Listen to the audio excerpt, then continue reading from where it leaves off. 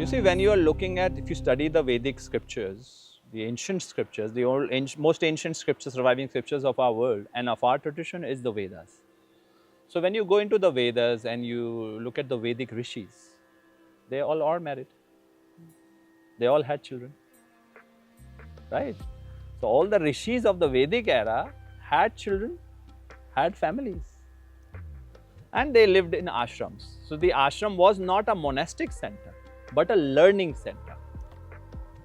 So usually if you look, the ashrams of the Rishis were just outside of the town or the village, and so where the kings were also going and studying, and the other people were also going and studying.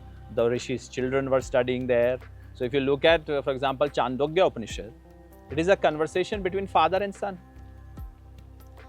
Yes, so the father sends his son first to study to another Rishi, because even their father, son, even though father, you have to listen the same knowledge from other person before you can listen to it from your father. That some things don't change. So then he goes, Swetaketu comes back, and then his father asks him, did you learn that by knowing which everything else can be known? Swetaketu said, what is it? And that conversation becomes one of the most sublime scriptures of our tradition, called Chandogya Upanishad. It's a conversation between father and a son. Some of the biggest scriptures of Tantra Yoga, is conversation between Devi and Shiva, Shiva and Parvati, which are husband and wife. And their sons Ganesha and Kartikeya are practicing. Bhagavad Gita is given by Krishna, and Krishna is a full power householder. And he's giving it to Arjuna, who is another householder. Yes? So, as a choice, a renunciate life, a recluse life is beautiful, as a choice. But as a prerequisite for spiritual realization, this is not our tradition. As a way of life, wonderful. So being in a Grhastha ashram as a choice, beautiful. It is not a barrier to your spiritual life. Just as living a monk life is not some kind of gives you supreme advantage. No. Monk life has its own challenges. Oh, they have to face, I have many friends who have sannyasi, they have to face their own challenges, loneliness, and they are in all men group sometimes. It's like being in an all boys hostel. All kinds of trouble is there, or all women's hostel is a little bit trouble is there. Human beings are human beings. So all paths have challenges in it. No path is higher, no path is lower. It's just a way how nature wants to live through you. I do not think this is not what, even though my Guru, Maharaji, he did not get married, he did not have a family. We were his family. But he treated us like his children. Family is what? Someone you love. People, if you care for people, if you love people, that's your family. It doesn't have to come from your own body.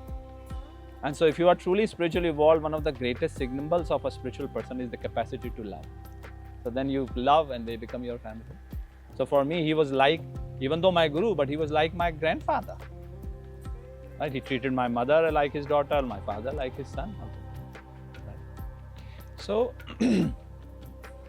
the monastic orders have a beautiful place, but we must not confuse that the vow of living a life as a monk is a prerequisite for spiritual evolution. That is not our teachings. Otherwise, Krishna would be there, that, Shiva would be that, all the Vedic Rishis would be that, but that is not the case. When you read Sri Shuktam, he's saying, let the Rishi is saying, may Shri come into my life and into my whole kula. My children, my mother, my father, may they all know the truth. Yes, the Rishi is praying. Who is praying? Is Rishi is saying, let not just me, but my children, my future generations and my past generation, may they all have the grace of Shri. So this confusion often that somehow somebody who is living a recluse life has some advantage in spiritual realization is an incorrect assumption.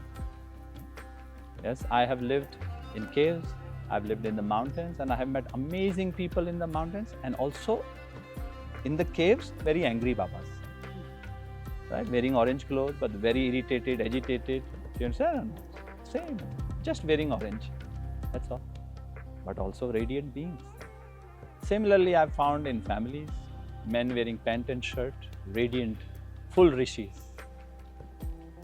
Yes, full radiant, full of compassion, full of kindness, fulfilling their dharma, so generous. And also people who are deeply disturbed. So it's not, if just clothing could do it, I would say everybody wear that color clothing. If your hairstyle could do it, I would say let's just keep their hairstyle. Growing your beard could do it.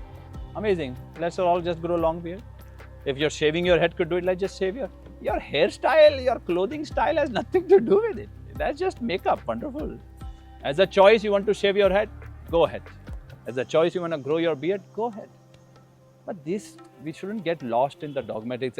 Hair is, somebody who grows beard, they start saying the beard is the antenna. Hair is the antenna. If you cut your hair, you will not receive signals. Then you have Buddhist monks who have shaven their head. So who's right? You don't get lost in this. Dharma, Artha, Kama, Moksha. These are the 4 Purusharthas. Yes? And Grhastha is part of the Dharma. If everybody becomes monk, then nobody will be learning, nobody will be teaching, forget about it. I am very grateful that my father did not choose to be a monk.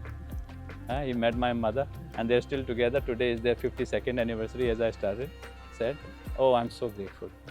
Yes, so blessed that they were together and they produced me and my sisters, and they had such spiritual radiance in them and they gave us such good sanskaras that I get to share it. If without my parents, I wouldn't be who I am at all, absolutely not.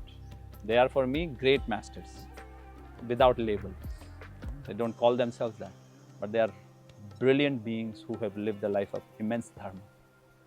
And so we all have that ability. And Grhastha life has its own challenges. It's a deep sadhana.